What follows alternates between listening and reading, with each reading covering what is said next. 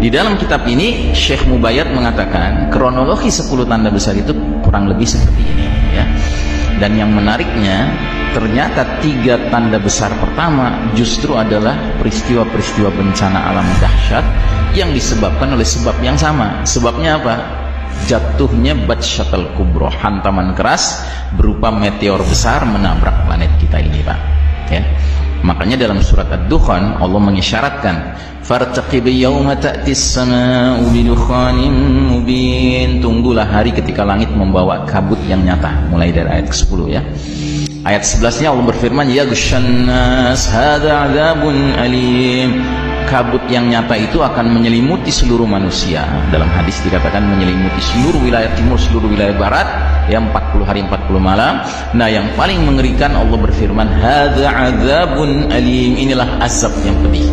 Jadi Syekh Mubayyad dalam kitab Ensiklopedia Akhir Zaman melakukan ijtihad yang sangat berani, tapi menurut saya make sense kalau kita baca keseluruhan pemahaman beliau ya, di mana beliau beranggapan justru tanda besar pertama itu azab yang pedih ya. Makanya kalau kita ingin memahami azab yang pedih ini, kita harus baca hadis-hadisnya tentang dukhan. Dan ternyata setelah kita baca hadisnya, oh begitu maksudnya azab yang pedih. Bahwa asap ini nanti, dukhan ini, kabut ini nanti, dia punya kecerdasan membedakan siapa orang beriman, siapa orang kafir, orang munafik ya. Jadi kalau asap itu terpapar kepada orang beriman ya, maka orang beriman itu paling jauh mengalami zukmah, pilek, flu. Sementara kalau yang terpapar adalah orang kafir atau orang munafik, badannya akan membengkak sampai keluar cairan-cairan dari lubang telinga, lubang hidung, lubang duburnya ya. Makanya si tokoh kafir Dajjal yang harus mengalami dukhan sebelum dia keluar dari tempat dia diikat itu ya, Dajjal itu nanti ketika dia keluar ya, dia itu a'war, matanya cacat sebelah. Kenapa? Karena dia terpapar oleh kabut dukhan ini dan rupanya sebagian mukanya sampai meleleh ya. Makanya dia a'war nantinya, bermata sebelah ya. Sebuah definisi, sebuah deskripsi yang tidak diberikan oleh Tamim Ad-Dari, seorang pelaut Nasrani ribuan tahun yang lalu yang ketemu dengan Dajjal di sebuah pulau terpencil. Terus dia laporkan kepada Nabi, tapi nggak ada dalam laporannya menyatakan Dajjal itu bermata sebelah, tidak ada. Kenapa? Karena belum mengalami dukhan ya. Nah jadi saudaraku rahimakumullah, dukhan ini disebabkan apa? Disebabkan isyarat dalam ayat 16, yauma nabtishul batshatal kubra inna muntaqimun, ingatlah hari ketika kami menghantam mereka dengan hantaman yang keras, sesungguhnya kami adalah pemberi balasan. Jadi Syekh Mubayyad beranggapan bahwa dukhan ini disebabkan oleh sebab yang sama yang menyebabkan pembenaman di timur dan di barat ya. Jadi akibat dan dampak dari Batshatul Kubra ya, hantaman keras ini yang harus kita pahami. Yang pertama, dia menimbulkan dukhan, kabut asap selama 40 hari 40 malam ya. Dan ini hadisnya dikatakan kalau orang beriman mengalami flu saja ya. Sedangkan dalam riwayat Ibnu Umar, asap dukhan ini masuk ke telinga orang kafir dan munafik sehingga kepala mereka dirasakan seperti kepala hewan yang terpanggang ya.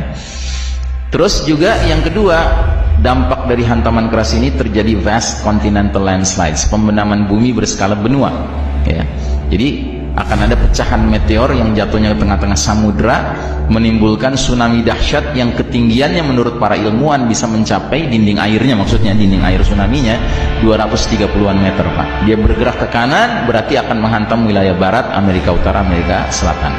Dia bergerak ke kiri menghantam wilayah timur, yaitu Asia Timur. Sehingga pembenaman di barat dan di timur, dugaan kuat kita akan menyebabkan peta geografis bumi kita ini berubah sama sekali Pak. Karena wilayah di sebelah Asia Timur ini terbenam ya.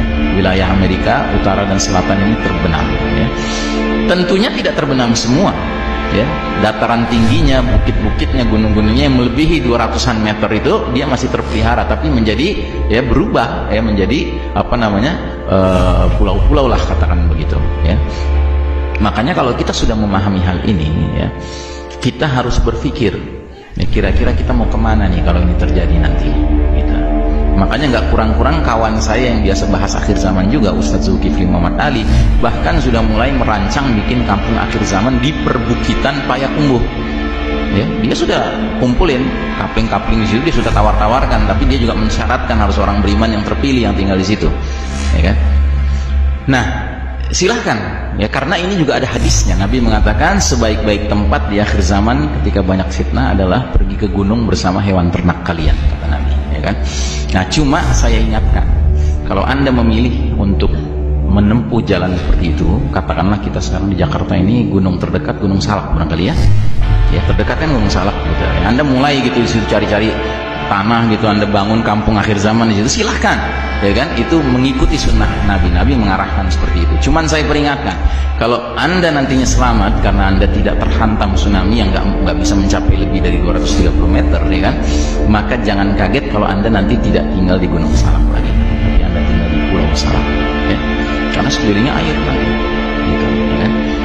Nah, sementara apalagi yang terjadi? Yang terjadi berikutnya adalah significant depopulation, ya, pengurangan populasi planet bumi ini besar-besaran karena banyak yang tewas, efek dari hantaman keras, efek dari dukhan, efek dari pembenaman bumi di sana sini, ya kan, banyak yang tewas, ya, sehingga ya ini kan wilayah-wilayah ini kan penduduknya banyak Pak, ini kan wilayah ini kan Amerika Utara, Amerika Selatan, ya kan, Asia bagian timur, apalagi nih negeri yang warna Cina nih Pak, penduduknya banyak bener kan, ya, 1,5 miliar sendiri kan, sampai dikirim ke sini paksa gitu, ya kan. Nah, kalau Anda ngerti skenario akhir zaman, Anda bisa tenang, Anda bisa mengatakan, oh silakan datang, lo bakal tenggelam di sini, gitu. Tapi kitanya kemana? Itu yang harus kita pikirkan. Ya. Nah, kemudian yang berikutnya akan terjadi global famine, kelaparan mendunia. Ya, karena apa? Ya karena 40 hari 40 malam matahari bersinar tidak bisa menyentuh tanah karena terselimuti oleh kabut asap. Akibatnya tanaman, tumbuhan, pohon tidak menghasilkan. Makanya ada isyarat dari bukan dari Nabi, ini asar dari tabi'in, ya, yang berbunyi, tanda bencana pada bulan Ramadan adalah sebuah tanda di langit, sesudahnya adalah perselisihan di kalangan manusia. Jika kalian mendapati tanda itu, perbanyaklah persediaan makanan sekuat kemampuan. Ya, jadi kita harus stockpile of food, ya. Dan menurut sarannya yang terbaik adalah yang kita stok itu adalah korma, ya, karena korma itu awet, dipeliharanya gampang, kemudian juga gizinya tinggi, ya. Dan ketika global famine ini terjadi di mana-mana, tentunya orang jadi nekat Pak. Maka nanti kaidah yang berlaku, struggle of the fittest, ya, siapa kuat dia dapat. Makanya akan ada fenomena al-haraj, saling berbunuhan dalam rangka memperebutkan makanan. Makanya kalau kita tinggalnya bersama-sama sesama orang beriman di sebuah kampung akhir zaman, kita bisa saling melindungi, kita bisa sharing makanan kita, dan kita lindungi satu sama lain dari serangan luar, gitu. Nah, tapi yang keenam ini yang barangkali nggak pernah kita bayangkan, akan terjadi shutdown of modern technology, ya. Bagaimana penjelasannya? Ya, bayangkan batu besar, pecahan meteor. Jadi alhamdulillah ya, planet kita ini Allah ciptakan ada perisainya Pak, ada pelindungnya, namanya lapisan atmosfer. Jadi kalau ada meteor gigantic itu yang besar nabrak planet kita, dia pecah, tapi pecahannya tetap lolos. Nah, menurut ahli astronomi termasuk orang-orang NASA, kalau ada meteor yang besar menabrak planet kita, maka pecahannya bisa sampai berukuran garis tengahnya 2 km Pak. Jadi batu berukuran garis tengah 2 km. Anda tahu 2 km itu 20 lapangan bola, gitu. Bagian panjangnya bukan bagian pendeknya, ya. Itu gede, itu bergerak dengan kecepatan puluhan ribu kilometer per jam.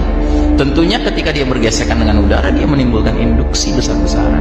Nah, induksi besar-besaran itu ya yang diduga kuat akan menyebabkan fenomena EMP, electromagnetic pulse, ya. Macet semua benda-benda kelistrikan, ya. XL masalah, ya. Nah, tapi bukan hanya benda-benda kelistrikan yang macet, ya. Tumbukan keras, batu dengan tanah, ya, menurut ahli fisika akan sampai merubah sifat zat-zat tertentu. Contohnya besi menjadi lengket Pak. Karenanya instrumen-instrumen yang terbuat dari besi yang sedikit rumit tidak bisa dipakai lagi nantinya. Contohnya sepeda, rantainya besi, gearnya besi, nggak bisa dipakai. Bedil, pelatuknya besi, pelurunya besi, nggak bisa dipakai lagi. Makanya Nabi sampai mengatakan dalam sebuah hadis 3 kali diulang-ulang kalimat yang sama, wa uttum min haitsu bada'tum. Kalian akan kembali kepada kondisi seperti sedia kala, ya. Para sahabat dulu mendengarnya nggak paham, karena para sahabat nggak pernah pakai komputer, handphone, nggak pernah lihat listrik, nggak pernah lihat mobil, motor, pesawat udara. Mereka nggak pernah lihat ini semua, kecanggihan teknologi ini. Tapi kita yang sekarang membaca ini, kita bisa mikir dong, oh ini maksudnya akan terjadi setback of modern technology, ya. Jadi teknologi modern ini wassalam. Dan yang menariknya, Syekh Mubayyad dalam kitab Ensiklopedia Akhir Zaman menegaskan bahwa jika ini terjadi, ini bukan hal yang buruk bagi umat Islam, justru baik bagi umat Islam. Kenapa? Karena umat Islam pada saat itu bisa istirahat. Dari apa? Dari perlombaan mengejar ketertinggalan di bidang teknologi menghadapi barat kafir. Sebuah perlombaan yang akhirnya harus kita sadari nggak mungkin bisa kita menangkan. Kenapa? Karena barat kafir nggak akan rela kita menang, Pak. Boro-boro menang, setara aja nggak boleh. Makanya kalau ada putra-putra muslim yang cerdas-cerdas, brilian-brilian, belajar ke Amerika, ke Eropa, kalau perlu menjelang dia lulus dikasih warga negara setempat, nggak boleh pulang. Supaya apa? Supaya brain drain, jadi sedot otaknya, nggak boleh bermanfaat buat umat Islam. Kalau ada negeri muslim mau punya gagasan bikin pembangkit tenaga listrik nuklir, dihalang-halangi, padahal nggak maksud bikin senjata nuklir. Nah, jadi saudaraku rahimakumullah, shutdown modern teknologi ini it's good for the Muslims, ini bagus ya. Karena apa? Karena nanti kita dengan barat kafir tiba-tiba jadi setara lagi, Pak, jadi 0-0 situasinya, kayak baru mengisi pom bensin di pom bensin, ya kan, 0-0 gitu, ya kan. Dan kalau kita sudah setara sama mereka, Pak, barulah kaidah Betawi bisa kita pakai. Lo jual, gua borong, gitu ya. Dengan catatan kita juga harus siap-siap. Nah, bagaimana siap-siapnya? Jalankan hadis Nabi. Didik anak kalian berkuda, memanah, dan berenang. Ya, hadis ini justru lebih berlaku nanti, Pak, bukan sekarang. Sekarang jadi bahan ketawaan. Ah, Ustaz, kuno banget sih Ustaz belajar memanah beneran. Bukan belajar memanah, Ustaz, maksudnya belajar nembak, Ustaz. Nggak ada tuh hadisnya Al-Mahdi nanti pakai M16, pakai AK-47, nggak ada. Ustaz bukan benar-benar berkuda, Ustaz belajar bawa jet, Ustaz. Wah, nggak ada hadisnya tuh Isa alaihissalam turun naik pesawat, enggak kan? Turun diantar malaikat. Nah, jadi saudara rahimakumullah, makanya sampai Abdullah bin Mas'ud mengisyaratkan kemunculan Al-Mahdi ditandai dengan perniagaan dan jalan-jalan sudah terputus, kan? Jadi kita sudah tidak berada dalam situasi yang seperti sekarang, ya. Nah, saudaraku rahimakumullah, dalam situasi seperti inilah yang kita harus istilahnya memadukan rasa gembira kita menyambut Ramadan dengan rasa khawatir kita kalau ternyata bulan Ramadan inilah bulan jatuhnya bintang meteor. Sebab isyarat tentang bintang meteor itu jatuhnya di bulan Ramadan. Seperti tahun yang lalu saya ingat tuh hari terakhir Ramadan ketika sudah dengar besok 1 Syawal, saya langsung perintahkan anak istri saya sujud syukur, alhamdulillah tahun ini belum jatuh bintang meteor. Karena kita belum siap hijrah, ya. Karena pilihan menghadapi huru-hara akhir zaman ini cuma 3, Pak. 1, kita pergi ke gunung yang tadi sudah saya jelaskan.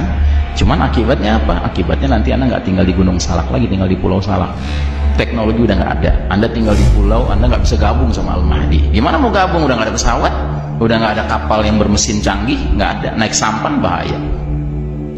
Ya, ujung-ujungnya apa yang harus kita lakukan? Ya sudah, kita konsolidasi diri di situ, ngendon di situ, sambil siap-siap menghadapi fitnah yang paling besar, Dajjal bakal datang. Pilihan yang kedua, kita hijrah. Kemana? Ke negeri tempat Al-Mahdi bakal muncul, ya. Nah, kalau ini yang kita pilih, berarti ini juga sesuatu yang membutuhkan persiapan, membutuhkan kematangan, ya kan? Membutuhkan perencanaan, gitu. Dan membutuhkan keberanian dan tawakal tentunya. Nah, pilihan ketiga, ya kan? Kalau kita ternyata pergi ke gunung nggak sanggup, hijrah juga nggak sanggup, ya sudah, kita harus siap-siap menghadapi kematian, ya, karena kan ini bencana-bencana besar, Pak. Nah, kalau kita harus memilih kematian, pastikan kita matinya bukan sebagai hamba-hamba Allah yang diazab oleh Allah Ta'ala. Karena ada hadisnya, Nabi bersabda, "Idza zaharal ma'asi fi ummati ammahumullahu bi'adzabin min indi." Bila mana kemaksiatan sudah merata di tengah umat ini, Allah akan mendatangkan azab yang berlaku umum. Yang mendengar hadis ini waktu itu langsung istri Nabi, namanya Ummu Salamah radhiyallahu anha. Dia langsung bertanya, "Ya Rasulullah, tidakkah ada orang-orang soleh di tengah-tengah mereka?" Kata Nabi, orang-orang soleh itu ikut kena juga. Ditanya lagi sama Ummu Salamah, "Lalu bagaimana nasib mereka?" Kata Nabi, "Adapun orang-orang soleh itu akan ikut meninggal dikarenakan bencana itu, ya kan? Sementara mereka akan diampuni dan diridhoi oleh Allah Subhanahu wa Ta'ala." Nah, kita hanya bisa mendapatkan predikat itu, ya, kalau kita pergi gunung kagak, ya kan, hijrah juga kagak untuk gabung sama Al-Mahdi, kita akan mati, ya kan? Kita hanya bisa dapat predikat itu kalau amal ibadah kita cukup dan benar. Amal soleh kita cukup dan benar. Kita terlibat dalam amar ma'ruf nahi munkar, ya kan? Bukan tipe-tipe orang yang kemungkaran disaksikan, dia lihat, ya kan, dia ridho lagi, nauzubillah min dzalik, ya kan? Dan yang keempat, banyak istighfar, ya, karena terus terang kita ini hidup sehari-hari, Pak, sekarang ini di era di babak keempat ini, babak yang error ini, ya kan, itu dosa itu agresif ngejar kita, Pak. Bukan kita agresif ngejar dosa, tidak, kita agresif dikejar dosa, Pak. Ya, maka kalau kita tidak banyak istighfar, nggak cukup, Pak, tekor kita. ya. Nah inilah barangkali yang bisa saya sampaikan. Mudah-mudahan Ramadan tahun ini Ramadan yang paling berkah buat kita semua. Mudah-mudahan kita semuanya mendapatkan berbagai rahasia-rahasia kebaikan Ramadan, dan mudah-mudahan tahun ini belum terjadi apa yang kita khawatirkan di bulan Ramadan ini, sehingga kita masih punya waktu nanti mempersiapkan diri setelah Ramadan.